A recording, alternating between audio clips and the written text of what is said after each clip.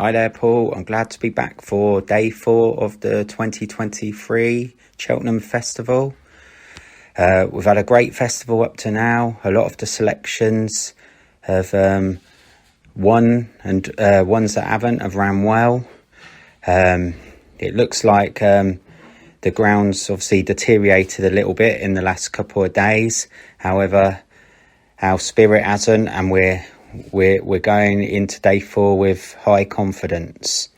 So anyway, I'm going to crack on now with my selections for day 4. So now on to the JCB Triumph Hurdle, a grade 1 over 2 miles for 4-year-olds. Once again, that man Willie Mullins, he has a strong hold on this year's Triumph Hurdlers. He currently has the first 3 in the betting for this race in Lossiemouth, Blood Destiny and Gala Massot. I'll start with Lossiemouth. Obviously, she being a mare will get an allowance in this race, a weight allowance, which is always beneficial. Lossiemouth made her hurdling debut at Fairy House towards the beginning of the season, where she beat one of her companions, Zarak the Brave. Since then, she came back out over Christmas, where she took on one of her stable companions once again, Gala Massot, who lines up here, and she won the race in decisive fashion, and that put her firmly at the head of the market for this year's Triumph Hurdle. More recently, she went to the Dublin Racing Festival, and she Gala Massot took her on once again, but this time it was a different story. Her stable companion Gala Massot won the race. However, there was significant interference during the race, which resulted in Lossiemouth having a wide passage and giving away significant ground that was probably a decisive factor in the result. She obviously will get another crack at it here, and she certainly is a worthy favourite based on the efforts that we've seen from her this season. Going to her 2 stable companions, obviously she beat Gala Massot over Christmas time, but Gala Massot to me did improve at Leopardstown, although was fortunate to win on that occasion. But she could be a horse improving herself. She will also get an allowance, and I feel she's a horse not to be dismissed. She also goes there with a chance. She's quite a free-going horse, so that might be one of the negatives in her, but she certainly isn't without a chance. The one I like in the race, and the one that will be my selection, is the other stable companion, Blood Destiny. Blood Destiny has ran at both Cork and Fairy House this season. Blood Destiny's a horse with a high cruising speed. Probably doesn't jump quite as nicely as Lossiemouth, but has that more free-going way of running, and certainly a big engine to go with it. It might be a tactical affair, this Triumph Hurdle, but I do feel that Blood Destiny goes there with a real life chance. I do feel that even though I feel like Lossiemouth is the worthy favourite, I don't see that there's a great more deal of improvement in her, where I think Blood Destiny, there is a possibility that he might go up another level. But until we see it, we just don't know. But I do like Blood Destiny for the race. I wouldn't write out either of the other 2 Willie Mullins horses. But one thing I am sure of is that Willie Mullins will be winning this Triumph Hurdle. Because of the others, nothing really has taken my eye. Certainly not in the way where I feel like they're going to go on and win this Triumph Hurdle. But so we'll leave it there.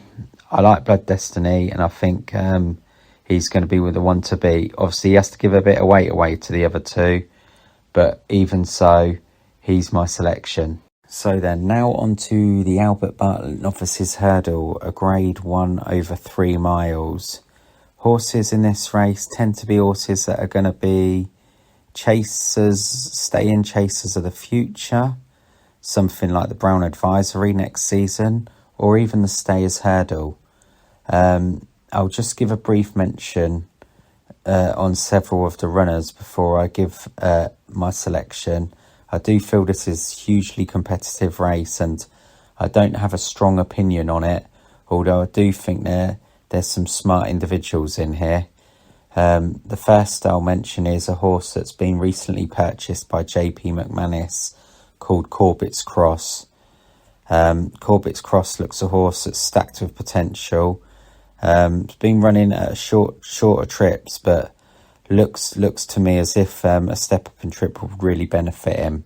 Another horse that a step up in trip and soft ground would really benefit is Free Card Bragg. He's one of those horses that looks an absolute grinder to me, and 3 miles on soft ground is something I just think he'll really relish. 2 horses that took each other on at Clonmel recently, Hidden Valley Lake and Monty Star. Both of them are Henry de Bromhead horses. Both horses have huge potential, and they both look chasers in the making, and they could also be in the mix here. One of Willie Mullins' I'll just mention, Embassy Gardens. Embassy Gardens was a really wide margin winner not so long ago at Thurles. The horse, it was beaten the time before, but the step up in trip really did benefit him also. And he's a horse that could absolutely be anything. And I do think with a little bit more experience, he could be a player in this race also.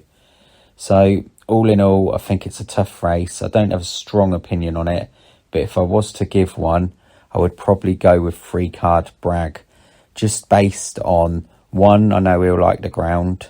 2, I know he'll love to step up in trip to 3 miles.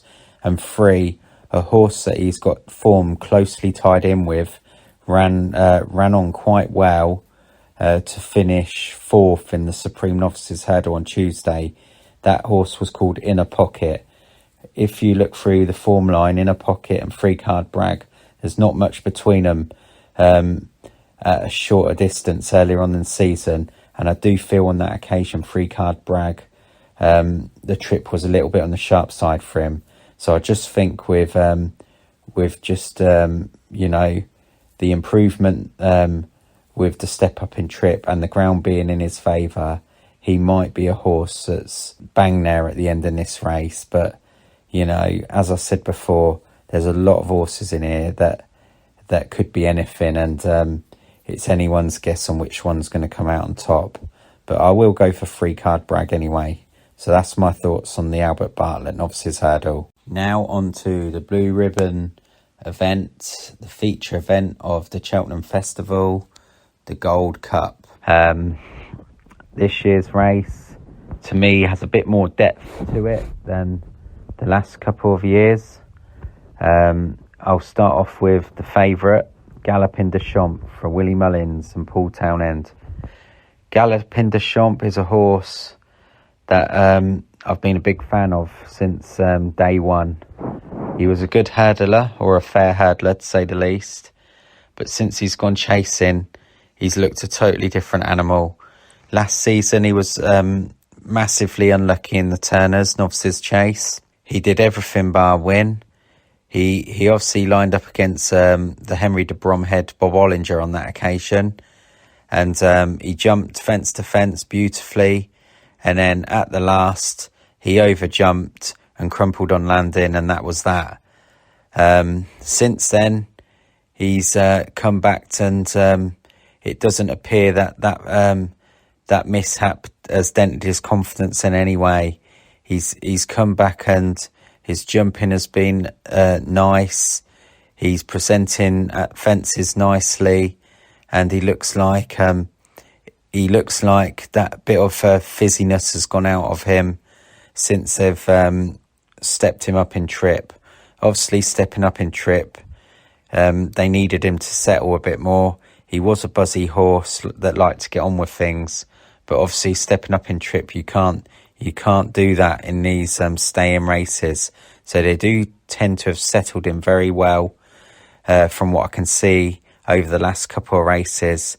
And I think now the horse is looking more of a professional with racing. I do feel he on paper is the one to beat. He's probably the horse with the most ability, but that is by no means makes him a foregone conclusion for this race. In my opinion, anyway. There are some useful horses up against him here. One of them being Brave Man's Game. Brave Man's Game obviously won the King George. He's a top level horse in his own right, and jumping is also one of his best assets too. Obviously, there are a few question marks hovering around him with regards to the track, the galloping track, and just the extra couple of furlongs. But I don't think we'll really know the answers until he runs. But he's a lovely horse in his own right, and you know, if he's on his A game, he could be one that serves it up to Galopin Des Champs. Of the others, Statler, he won the National Hunt Chase last year. On paper, you probably wouldn't say he's got the kind of class that the other two have got. But one thing you do know for sure is he's going to be staying strong at the end. If he's in contention, 2 out, you'd think in your own mind that he must be one that finishes off the race stronger than most, at least. Another one of those horses you can mention is a horse called Noble Yates. He's a horse that's obviously ran in a Grand National last year, and he won the race, and they've obviously brought him back here. And whereas you'd probably feel he also doesn't quite have the class of these other ones, he's another one that definitely gets to trip. We know that already. Probably wants a little bit further, but a strong gallop would suit. And if he's another one, if he's there turning for home, you know he'll be running on strongly at the finish. We've had horses in the past win the Gold Cup that have been Grand National type, such as Synchronised. So it's not something that can't be done. But obviously it is a tough ask against horses such as Galopin Des Champs and Brave Man's Game. There's other horses in there also with chances. Protectorat, nice smart horse, big chance. He's a horse that's he's looked really good in a couple of races, but then in other races he's looked a little bit disappointing. So you never really know what kind of horse you're going to get with Protectorat. But on his day, he is a very smart individual in his own right. Another horse I'll just mention, I can't go without talking about last year's winner, a Plus Tard. He looked so smart in last year's Gold Cup. I think that was his best performance. Before then, obviously, he won at Haydock. Very, very impressive. But this season, things haven't gone to plan. He went back to Haydock at the beginning of the season for the Betfair Chase, but he ran no race that day. Been on the sidelines since, but they've primed him for this race. And you never know. I would never write Henry de Bromhead off on getting a horse back. And he's a good horse in his own right. So as you can see there, I've mentioned a few that have got good chances. And, you know, I think it's all going to come down to on the day. But for me, I would favour both Galopin Des Champs and Brave Man's Game based on ability alone. But as you well know, that doesn't always win Gold Cups. But I'm going to go for Galopin Des Champs as my selection. But as I said, I wouldn't put anybody off any of the others I've mentioned. They all look capable of running big races if they bring their A game. So I'm going to cover one more race at this year's meeting, and that's the Mrs. Paddy Power Mares Chase, a Grade 2 race over 2.5 miles. This year's renewal looks a relatively hot renewal, with 2 top Irish mares lining up. in the names of Allegory Devassi and Impervious. I'll start with Allegory Devassi. She's obviously proved herself to be a fair hurdler last season, novice hurdler. She had a little bit of a setback which ruled her out of Cheltenham last year.